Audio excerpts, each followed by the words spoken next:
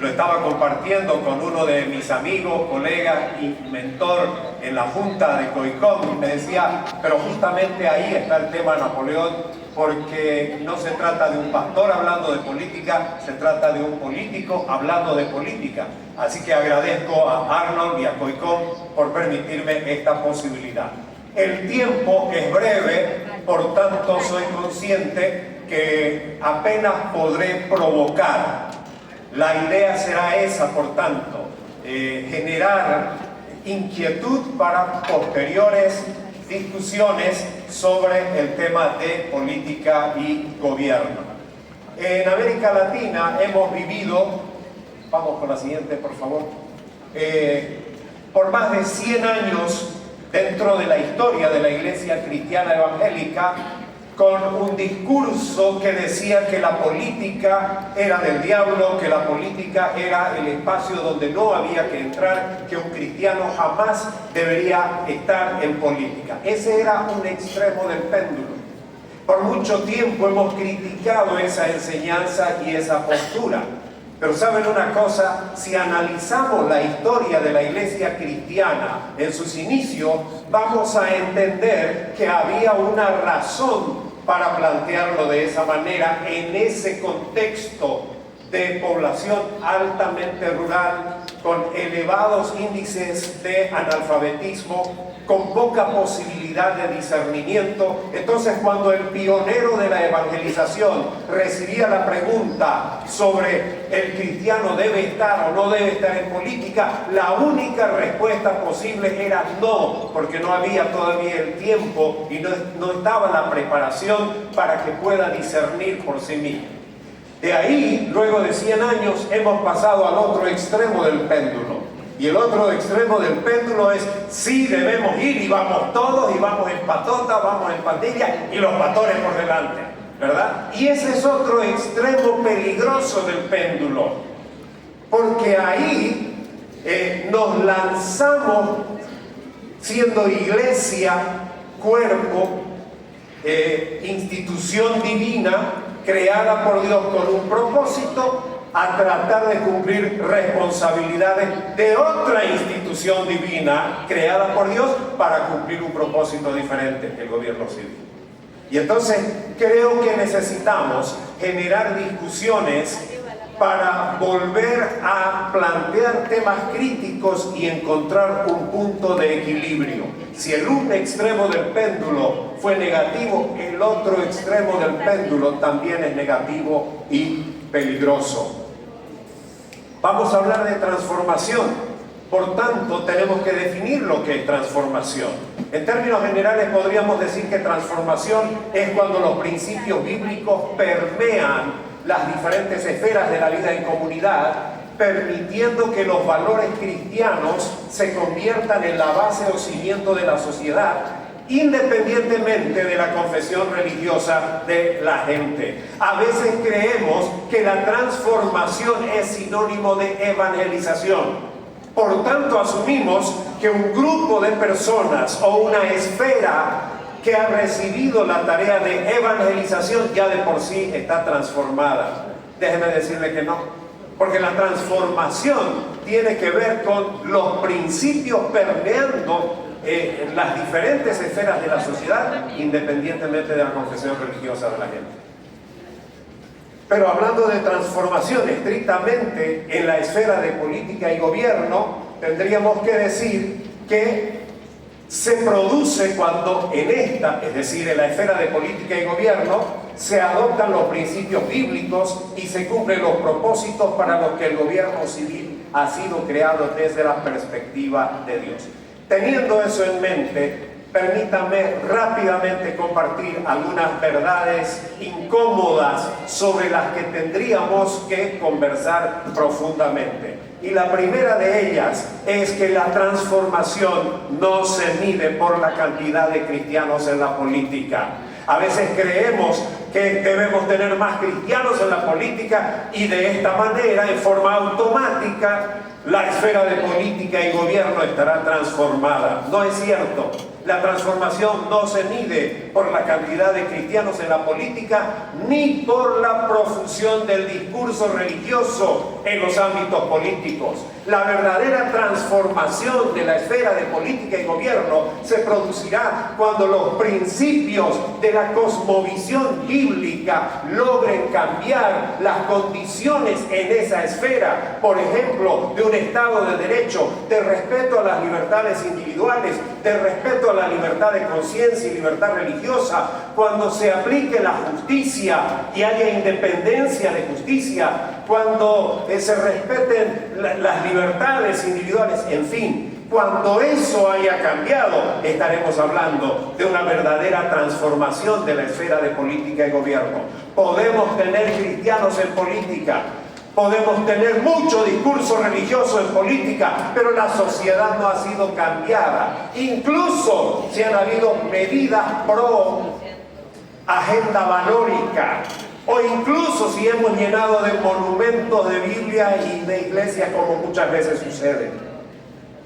Para mí es lamentable cuando escucho a algunos de mis colegas políticos cristianos que lo único que pueden ofrecer como resultado de su participación en política es haber declarado un día feriado o haber levantado un monumento para símbolos religiosos de nuestra fe. Eso no es transformación de la esfera de política y gobierno.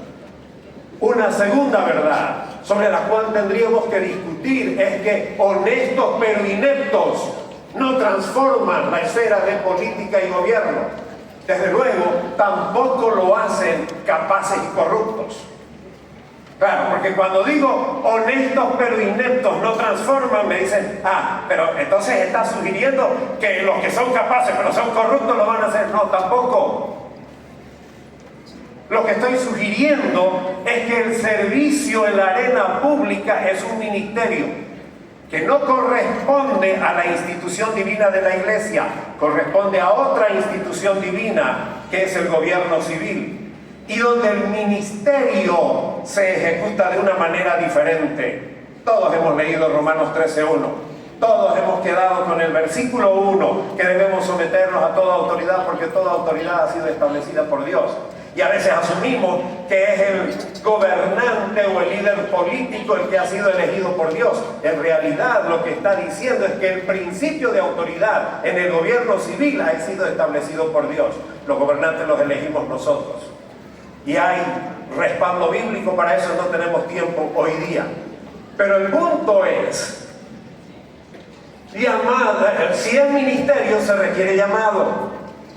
Pero como en cualquier otro tipo de ministerio, el llamado no es suficiente. Usted puede ser llamado al ministerio pastoral. Esa es la aprobación de Dios, ese llamado de Dios, la confirmación de Dios. Pero eso no lo convierte automáticamente en pastor. Tendrá que prepararse, porque si no va a ser carnicero en lugar de ser pastor. Lo mismo pasa en política. Si es llamado para la política, llamado no es suficiente. Tiene que prepararse. Muchas veces hemos hablado de Daniel. Y todo lo que podemos decir de Daniel en la arena política es que comía lechuga. Gran tipo Daniel porque comía lechuga. Y nos olvidamos de todo el proceso de preparación por el que pasó Daniel. Hasta por castración física. Vean las materias en las que tenía que prepararse. Vean las condiciones, los requisitos necesarios para servir en la arena política. Honestos pero ineptos no transforman la esfera de política y gobierno, como no lo hacen capaces y corruptos. Una tercera verdad es que es con carácter más que con carisma. Los latinoamericanos de manera general, no solo los cristianos, pero los cristianos no somos la excepción, andamos buscando líderes carismáticos para la política. Andamos buscando esos que atraen. En mi país hay uno que ha sido candidato muchas veces. Fue dueño de una gran industria cementera y la gente dice, más carisma tiene una bolsa de cemento que este tipo, ¿verdad? Pues andamos buscando carismáticos, pero ¿sabe qué? Carisma sin carácter puede ser peligroso. Un día estuve en uno de nuestros países latinoamericanos y me contaron del informe que prestó un presidente de la nación cuando dijo: cuando llegamos al gobierno, El país estaba al borde del precipicio. Durante mi gestión hemos dado un paso al frente. Ese es el problema con los carismáticos sin carácter. El carismático puede convertirse en el flautista de Hamelín. ¿Recuerdan el viejo cuento alemán? ¿Verdad? Del flautista que atrajo a las ratas y las llevó a la destrucción. Y cuando ya no le cumplieron el compromiso con él, tocó nuevamente la flauta, pero esta vez para hacer desaparecer a los niños. Hay muchos tocando flautas para hacer desaparecer libertades, hacer desaparecer principios, valores, crear caos, ¿verdad? Destruir nuestras naciones.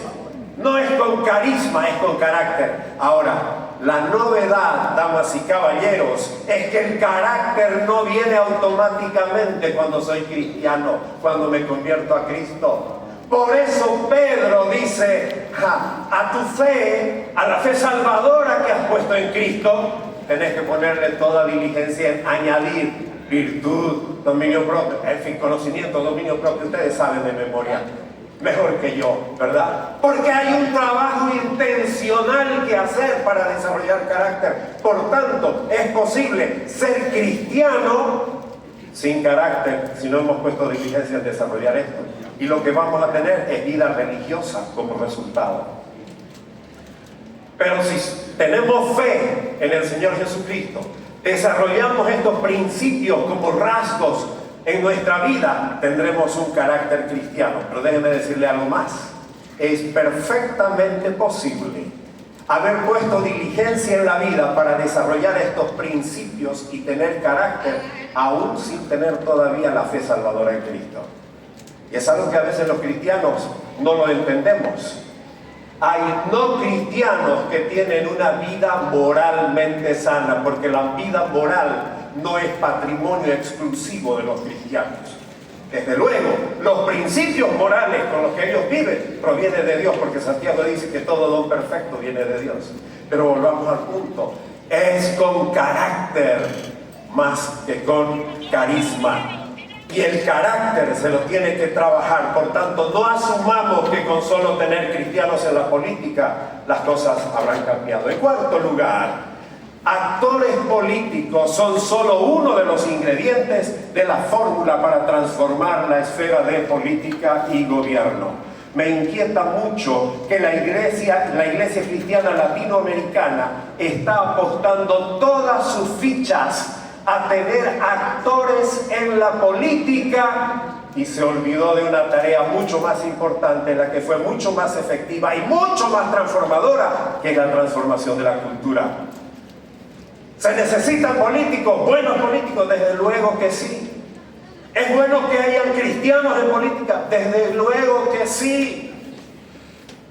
Pero solo políticos cristianos no van a transformar la esfera de política y gobierno. Necesitamos una voz profética desde la iglesia, sin que milite en el partidismo político. Necesitamos la lucha de las plataformas temáticas, sin militancia partidaria, porque las causas por las que luchamos, vida, familia, en fin, van a subsistir aún cuando tengamos cristianos en la política. Tendremos que seguir luchando por esas causas. Así que no pongamos todas nuestras fichas en eso. De hecho, los movimientos contra los cuales luchamos hoy en día lo entendieron y se ocuparon de transformar la cultura. Por eso no necesitan hacer sus partidos de sus agendas y no necesitan tener bancadas parlamentarias con sus banderas multicolores, porque transformaron la cultura. Por tanto, las leyes corren directamente. Entendámoslo, nosotros abandonamos en los que éramos campeones transformación de la cultura para meternos corporativamente en una esfera en la que no debemos entrar corporativamente, deben entrar solo los individuos llamados a ese ministerio. Y en quinto lugar, la iglesia no necesita tener políticos. A ver si lo entendemos. La iglesia no necesita tener políticos. La iglesia será iglesia con o sin políticos. Lo que la iglesia necesita es a Cristo y cristianos obedientes a su Cristo. Es la esfera de política y gobierno. La la que necesita mejores políticos y desde luego, seguramente algunos de ellos serán cristianos. Pero no es la iglesia la que necesita políticos. Será iglesia con o sin políticos. Lo ha sido a lo largo de la historia y lo seguirá hasta el regreso de Cristo. Hay una necesidad, pero es de la esfera, no es de la iglesia, la esfera de política y gobierno. Y para eso deben ir cristianos llamados individualmente y preparados para ejercer esa responsabilidad en la esfera de política y gobierno. ¿Estamos listos para esa discusión? Muchas gracias.